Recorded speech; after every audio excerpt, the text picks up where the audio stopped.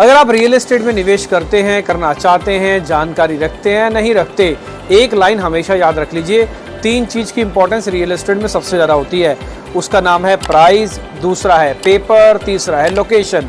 PPL, इसको याद रखिएगा। PPL अगर आपको नियम याद हो गया तो फिर कोई दिक्कत नहीं।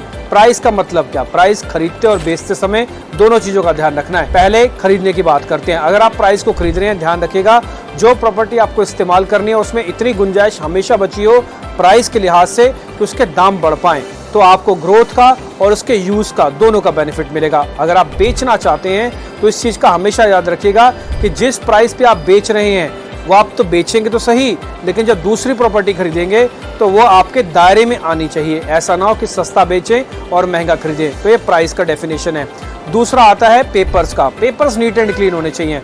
अगर आप अथॉरिटी वगैरह से लैंड ले रहे हैं तब तो कोई बात ही नहीं है, लेकिन अगर आप फ्री होल्ड लैंड ले रहे हैं, गाँव से सटी हुई ज़मीन ले रहे हैं या फिर एग्रीकल्चर लैंड से आसपास कोई जुड़ी चीज़ें ले रहे हैं तो उसमें 3-4 चीज़ें याद रखना।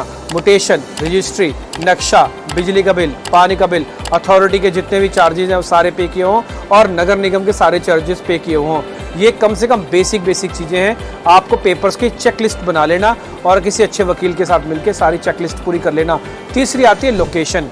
लोकेशन बहुत इंपॉर्टेंट होती है। लोकेशन का मतलब जहाँ पे आना और जाना बहुत आसान हो, पब्लिक ट्रांसपोर्ट की रीच हो, किसी को बताया जाए तो इजीली पहुँच सके, स्कूल हो, कॉलेजेस हो, पुलिस की चौकी साथ में हो और साथ ही कहीं ना कहीं उसके अंदर एक पूरा यूनिवर्स सा बना हो, यानी कि आपको मॉल भी मिल जाए और आप कहीं घूमने फिरने के लिए पार्क पे जाना चाहे तो वो भी आपको मिल जाए। ये लोकेशन हो गई।